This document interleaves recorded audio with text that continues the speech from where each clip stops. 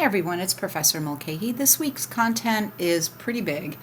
We're discussing disorders with childhood onset, and that does describe most of the conditions we consider to be purely genetic. Most of the time, if you have something that's significant, that is not influenced by environment, you'll see signs and symptoms in infancy or childhood. And so we're only going to cover a few disorders. But the ones we cover are pretty important because of their prevalence or their prognosis. So our learning outcomes for this week are to describe inheritance patterns and factors that may influence disease expression. What makes a disorder vary in terms of severity, prognosis, timing of symptoms.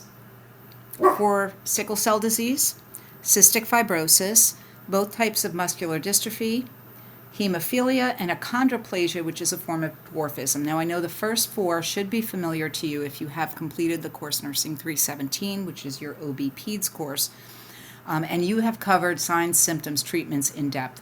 We'll gloss over that as a review, but mostly we're looking at these disorders through a genetic or genomic lens. And then we'll discuss two of the more common complex polygenic disorders, such as type 1 diabetes and asthma.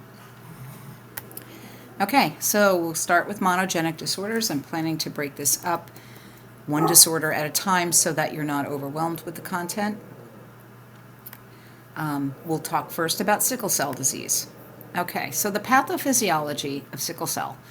Remember we talked about missense mutations where a single base pair in one of those triplets codes for a different amino acid, and that changes the structure of your protein. So in a normal red blood cell, we have hemoglobin A, which makes that nice round donut shape. But in sickle cell disease, valine is formed instead of glutamic acid. It weakens the protein so that under stress, it will assume this elongated, sticky, pointy, crescent-shaped cell that is far less capable of carrying oxygen and has a very limited lifespan. In a person who has sickle cell disease, up to 80 or 90% of their red blood cells will be hemoglobin S. And if that person is under stress, they will experience sickle cell crisis. In a person who is a carrier, only about 40% or less of their cells are made of hemoglobin S. And so most of the time they're asymptomatic. They have enough red blood cells with hemoglobin A that they can perfuse their organs. We'll talk about some exceptions to that. But that's your basic pathophysiology. And here's that picture. You're probably familiar with it. It's in your book. But normal red blood cells made from hemoglobin A just kind of go through, and unless there's some sort of vaso-occlusive crisis or, some kind of vasospasm, they don't cause blockages. But in sickle cell, we have this abnormally shaped protein that gets stuck. They clump together and stick in the blood vessels and obstruct blood flow to the target tissues and organs.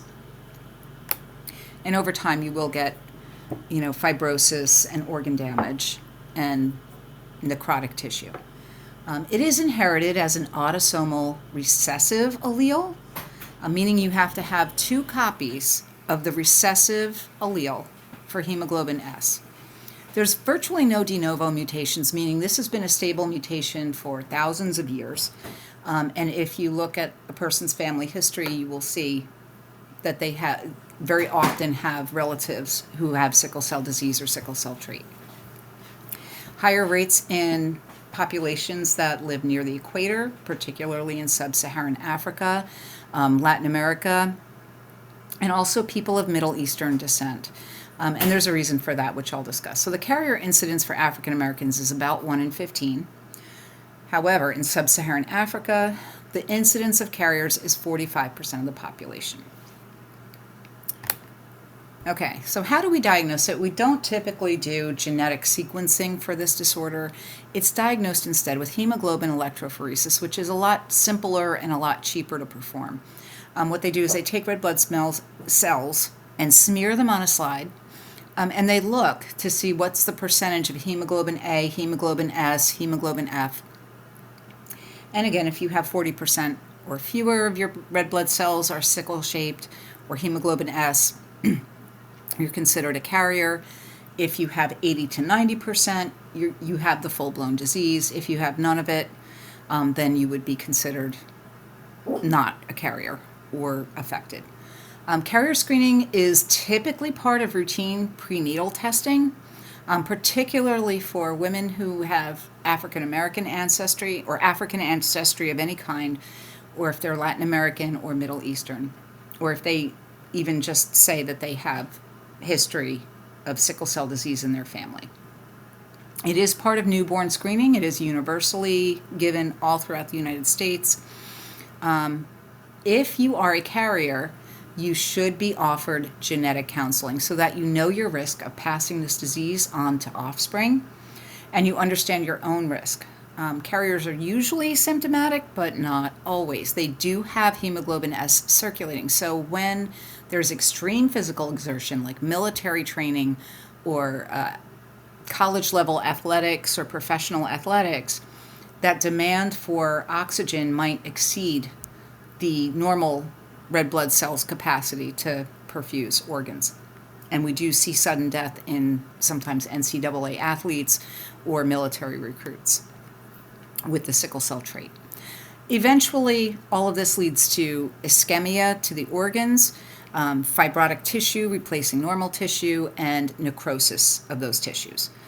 This person will have a chronic anemia, but there's no iron deficiency. They have plenty of iron intake, and they aren't losing it through blood loss, but the cells themselves are less capable of carrying oxygen, and so they are anemic. There's an increased risk for infections, and they can also be susceptible to things like chest syndrome, which is life-threatening, stroke, if those sickle cells get into blood vessels in the brain. And so that is something that we need to regularly assess for and try to prevent. Life expectancy typically is significantly reduced. There are people with sickle cell disease who live to their 70s. It's all about controlling triggers. And carriers of the trait and also people with sickle cell disease are less susceptible to malaria. Now, in our part of the world, this has no advantage. There's no advantage to having sickle cell trait or disease in North America where we have low incidence of malaria, but in sub-Saharan Africa and other parts of the world, it could be the leading killer of children under the age of 5, and so that's why it's maybe more prevalent in those regions. Okay, so it's all about controlling triggers, extremes of temperature like heat waves or, people who have exposure to extreme cold. Dehydration is a big trigger. It makes it more likely for those cells to get stuck because they're not diluted with fluid volume. High altitudes, which increase the need for oxygen. Infections, which also increase metabolic demand for oxygen. They're going to stress those cells made with hemoglobin S and make them fold faster. Venous stasis. So again, if you have somebody who does not get good venous return, cells are more likely to get trapped where they are. People who experience acidosis, whether it's from respiratory causes or metabolic causes, their cells will sickle under that shape, under that stress. Strenuous exercise in pregnancy increase the demand for oxygen and can overwhelm the body. And sometimes anesthesia can do the same. So we want to reduce that stress on the body, and if it's unavoidable, for example, in pregnancy, we want to do whatever we can to support fluid volume and decrease metabolic demand for oxygen. Okay, so how do we manage it? Stem cell transplantation has limited application. It's expensive, but it can promote the development of what's called hemoglobin F or fetal hemoglobin. So it is a treatment, it's just not widely available. Hydroxyurea is a little more accessible for folks, although only about 13% of the people who would benefit from it are offered it, which is a healthcare disparity. That also promotes the synthesis of fetal hemoglobin. And that fetal hemoglobin has better oxygen carrying capacity even than hemoglobin A. So that can be a treatment as well. Andari actually is a replacement for glutamine, and somehow that reduces the oxidative stress on the cells. It's not well understood according to your book. Now we have treatment with gene editing, and this is maybe one of the most exciting applications. Right now it's not very accessible. It is extremely expensive, and there's some hesitance, especially on the part of the African American community, because of distrust of the healthcare system. They're not sure that they want to edit their genome. And so it's been kind of a tough sell for some folks, but it is fabulously expensive. So there are terrible issues with access to care. It's like $1 billion per patient. It requires hospitalization in the immediate post-editing period. CRISPR, if you remember from the documentary Human Nature when we did ethics, it's a way of injecting viral RNA into the genome. It kind of acts like a pair of scissors and cuts out that base pair and replaces it with the base pair that code for the correct amino acid. And it has been successful. I mean, there are people who 5 years post the experiment with CRISPR are still symptom-free for sickle cell anemia. Other things we do are more supportive. Of course, you're going to monitor organ function and intervene if you see things like renal failure or damage to the kidneys. Avoiding triggers is really important. So flu shots and maintaining all your vaccinations, proper hydration, rest, avoiding infections and treating them aggressively and early. When the patient does have a crisis, the typical treatment is IV hydration to dilute the sickled cells and keep the vessels open, patent, and also blood transfusions, which will give them, normal hemoglobin A from a donor. And then we have supportive care. For example, you might have to apply oxygen to the person, or you might have to offer pain management and rest to reduce the oxygen demand again. Okay, this is your inheritance patterns. Just go back to your Punnett squares. Here we have parents who are both homozygous for hemoglobin A. All of their children will inherit hemoglobin A. Risk for sickle cell disease is 0 out of 4. Remember, there are almost no de novo mutations that anybody's aware of. If you have one parent who's homozygous for hemoglobin A, having a normal red blood cell, and one parent who's a carrier and has the trait for sickle cell, you have a different pattern. And it's, again, right back to your Punnett square.